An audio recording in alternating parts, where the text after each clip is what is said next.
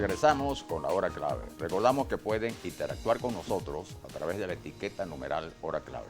Y le damos la bienvenida a nuestro invitado Julio Sosa Pietri. Julio es reconocido cineasta, director de cine, guionista y además expresidente de Foncine. Bienvenido, Julio. Miguel. Mira, Julio, dime una cosa.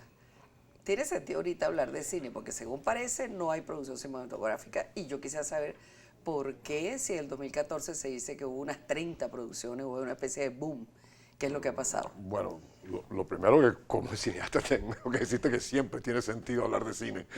Pero Me refiero en este país ahorita. Sí, bueno, no. En este momento la situación es muy crítica, ¿no? A pesar de que todavía hay por ahí como unas 9 películas que están en procesos de postproducción. Pero ahorita arrancando filmación, este año va a ser terrible, pues, ¿no? Yo creo que si se hizo una o dos va a ser mucho, ¿no? Y el año que viene pinta peor, pues, ¿no?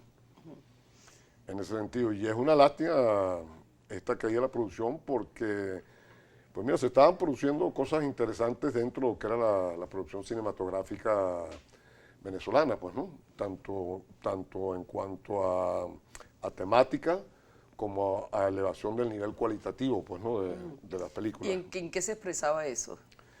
Bueno, eso por un lado se ha expresado en los reconocimientos internacionales que ha alcanzado premios como hace unos años el que se llevó Pelo Malo ganándose la Concha en San Sebastián, la película de Vigas que ganó oye, el León de Oro de Venecia, Sí, detrás de Cannes, diríamos que es el premio más prestigioso, pues, ¿no? Y claro, los Oscars son el premio más publicitado, el que todo el mundo quiere porque obviamente te pone claro. en el mapa, pero... Ahora, digo, Parece cuando que hablas de calidad y temática, cualitativamente mejores, ¿a qué te refieres con eso? Bueno, mira, si hacemos rápidamente un poquito de historia, si tú te acuerdas cuando el gran boom del cine venezolano a final de la década de los 60 y en los años 70 y sobre todo en los 80, ¿no? Era un cine que estaba muy volcado, digamos, a la temática, si lo quieres, social, ¿no? Y de las áreas más empobrecidas, de las zonas de los barrios, etcétera, que en ese momento era muy interesante porque la televisión no tocaba ahí, o sea, si tuviera las telenovelas de la época, etcétera, era en un mundo ficticio, ¿no? Y entonces Sí. como que el cine, de forma natural, se entró más en esa realidad y eso creó una conexión muy fuerte de público, ¿no? Y por eso es que las películas venezolanas eran muy exitosas en Venezuela en líneas generales, ¿no? Pero parece, yo vi algunas informaciones en los espacios de cine, que se está produciendo muchas películas para la exportación, es decir, sino que se producen acá utilizando incluso los costos en Venezuela, pero no se presentan, no se exhiben acá, sino que van primero al exterior, ¿no? Bueno, Y ponían como ejemplo el caso de Colombia, donde parece que hay un mercado, por supuesto, el más problema es abierto. que si ya no la decís, sino la industria audiovisual, pues como éramos nosotros éramos vanguardia en la industria audiovisual, en lo que es toda esta área del Caribe, pues, ¿no? Los colombianos prácticamente fueron en Venezuela quienes les enseñaron a hacer telenovelas, lo que pasa es que aprendieron muy rápido, ¿no? Sí. Y lamentablemente aquí hicimos al revés, ¿no? Aquí como que echamos para abajo toda la industria. Hubo un momento en la producción publicitaria, ¿no? De comerciales, audiovisual, que es todo parte de la infraestructura para poder hacer cine, porque es que la gente se le olvida que el cine es un arte industrial, Claro. que no es que yo me siento en mi casa a escribir un libro, pues, ¿no? Sino que requiere... Entonces, todo eso conformaba una industria audiovisual en Venezuela muy pujante, muy dinámica. Inclusive a mí me tocó como presidente de la Confederación de Autoridades Cinematográficas de Iberoamérica y cuando hicimos los foros aquí, y Miami no había estallado como un centro audiovisual tan importante como es hoy en día, ¿no? Éramos nosotros los que íbamos a ocupar ese lugar, ¿no? Lamentablemente, por muchas causas que no vienen ahorita a cuento,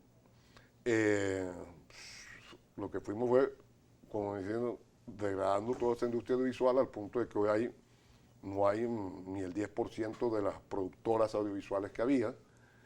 la producción de cine es casi de empresas individuales, pues, ¿no? Alguien que va a hacer una película y monta aparato, pero no es una productora, no era como antes. Industrial, en el mejor sentido No era de la antes que, palabra. por ejemplo, yo estaba dirigiendo mi película, pero a la vez estaba produciendo otra película, pues, ¿no? Claro, claro, Etcétera, claro. ¿no? Entonces Claro, estábamos claro, en un como continuo, industria, pues, ¿no? claro. Ahora, en esa degradación ha influido el tema de la dificultad económica, ha influido el tema de que muchos han preferido emigrar para hacer sus producciones afuera, el tema de la censura, el tema de qué, es decir, Bueno, o un conjunto de todo eso. hay un conjunto de causas, ¿no? En el caso, por ejemplo, de la televisión, es mucho antes del proceso político, ya a finales de los 90, ya venía en decadencia y dejándose ocupar mercados por otras plazas, porque hubo un boom con éxito de algunas telenovelas que fueron impresionantes, como Cristal, etcétera, en el mundo, pero eso no se aprovechó como para mantener una producción constante y entender ciertas fórmulas. Yo me acuerdo un ejecutivo de Globovisión que me dijo una vez en un foro, cuando estaba en pleno éxito Cristal, dijo: nosotros los brasileños nunca hemos tenido un éxito como Cristal. Pero lo que sí tenemos es que cuando entramos a un mercado con una telenovela nuestra, no salimos. Sino que viene la siguiente, viene la siguiente, viene la siguiente, así. viene la siguiente, ¿no? Nosotros no hicimos eso y por supuesto, bueno, decayó, y ahora vemos que Colombia obviamente compite con muchísima más fuerza que nosotros en la producción. En cuanto al cine le empezaron a pasar las cosas. Por un lado, el mercado, lo que sostenía el cine, nuestro mercado se redujo. Y se redujo por varias, el público, para ponerte una cifra que te voy a decir, para nosotros, en los años 80, donde estrenamos una película en Venezuela, si hacías 300.000 espectadores, por debajo de 300.000 espectadores, considerabas que un fracaso en términos de público. 600.000 espectadores consideramos que era, oye, Valió la pena. Fue bien. Y ya por arriba, desde 600.000 espectadores, empezabas a tener éxito.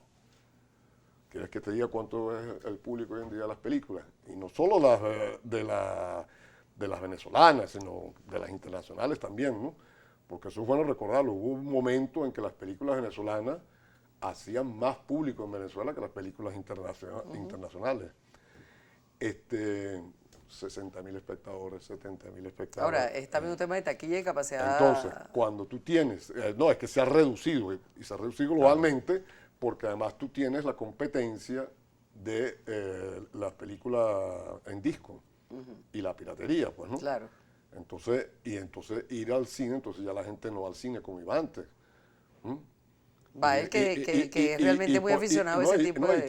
Y que además hoy en día, pues bueno, es un costo, si bien la entrada de cine en Venezuela en términos de lo que es la taquilla internacionalmente es baratísima, pues para la realidad venezolana es muy costosa. Entonces tienes el problema que siempre lo has tenido, que la producción cinematográfica siempre es una industria subsidiada. Hasta en Estados Unidos ha sido una industria subsidiada, aunque parezca mentira, a través de ventajas impositivas, etcétera, etcétera, pues, ¿no? Y en Europa ni se diga, en todos los países. Bueno, en los nuestros todavía Con más más una razón. realidad. Y en la medida en que además no tienes un mercado, ¿no? Entonces todavía eres todavía mucho más dependiente de ese subsidio. Subsidios que por múltiples causas en estos últimos años se han reducido. O sea, hubo un momentum con la ley de cine que se aprobó a final de los años 90 y después se modificó. Eso generaba una especie de impuesto directo y hizo que hubiese cierta cantidad de dinero para el cine, pues, ¿no? Y después lo que llamamos el proceso de digitalización, que comienza con furor en el siglo XXI, pues ha facilitado hacer una película. Pues yo antes hacía una película, pero hay que ver lo que costaba nada más el pie de película, ¿no? Sí. O sea, cuando uno estaba haciendo una toma y tenía que decir, oye, hay que repetir esa toma, el productor te volvía a mirar como diciendo, oye, Sí. son tantos pies de película en el oratorio. Está viendo la maquinita. Sí. Entonces, eso ha facilitado. Hoy en día se puede hacer una película con esto, pues, ¿no? Así es. Que, Así que es. las están haciendo, no vaya a creer que lo digo de una otra. Sí, como no. Hablando de lo que se está haciendo, como hay tanta emigración en este momento, gente que se está yendo, me imagino que el mundo del cine es igual.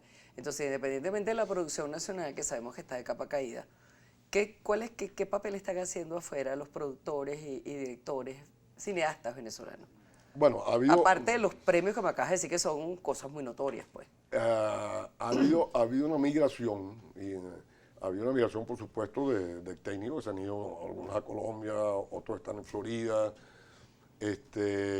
México. México, los actores, todos buscando cómo se iba afuera, porque además, digamos, una actividad hermana al cine, que es el teatro, pues ya tú has visto que el teatro está prácticamente en eso, ha reducido a que la gente hace lo que llaman personales para mantenerse, o obras de 2 actores, así, etc. Pues no se puede hacer teatro. Entonces es una situación muy difícil, y después está, si lo vemos desde el punto de vista cultural, hay muchos cineastas jóvenes que hacen cine para mostrar que saben hacer cine. Entonces, de repente ves unas películas que están hechas que tú dices, mira, pero eso por lo que parece un capítulo de televisión flojo, o sea, que no tiene interés la película. Sin embargo, hay otras, por ejemplo, ahorita como candidata de Venezuela a los premios Oscar, hay una película que se llama Yo Imposible, muy bella, de una gran factura, con un tema muy difícil que es Imposible. Sí, Yo Imposible. Y menos mal que la conseguimos, porque estuvimos a punto de tener que declarar desierto en el comité, o sea, que no había película. Imagínate. Porque solo se presentaron, junto con esas, 3 películas, para pautar a que la enviáramos. Y esta es una cineasta venezolana, decías. Esta es una joven cineasta venezolana, creo que es su segunda película. Y mira, es un tema muy difícil, porque tiene que ver con el tema de la transexualidad, pero de los niños que nacen evidentemente con un desorden cromosómico, y por así decirlo, sin saberlo, les deciden el sexo que prácticamente de bebés, ¿no? De niños, ¿no? Y entonces resulta que eso, pero está hecho, digamos, es un tema que fácilmente te puedes ir a una cosa amarillista. Sí, que puede ¿no? ser un poco... Y no, está... pero está hecho con respeto. Está hecho con una madurez, y además con una calidad artística muy grande. Fue una grata sorpresa que, bueno, que en tan pocas películas consideramos una película que realmente vale la pena. Lamentablemente, esa película me imagino que se estrenará aquí en el trasnocho, en una sola sala de cine, y siempre tiene muy poco público. O sea, Claro. te digo por la de Vigas que es León de Oro en Venecia. Tú dices, bueno, algo de tener la película, pues, ¿no? Claro. Y aquí no llegó a los 100.000 espectadores. Sí, bueno, la gente, como tú dices, opta por estar en casa y poner un Bueno, también hay ese problema, ¿no? La caída en los cines. Claro. Para la Claro, gente que ir a- estamos hablando, oye, cuando estamos para ir a hablando... una función en la noche es imposible. Estamos hablando de que ya ninguna película, cuando digo ninguna nacional, llega a lo que era antes la meta, que era el 1.000.000 de espectadores. Claro. No, bien difícil. Bueno, Julio, muchísimas gracias. Gracias. Compartiste un rato muy compartir informativo con ustedes siempre es bueno. y muy grato. Muchas gracias. Vamos a la pausa y regresamos.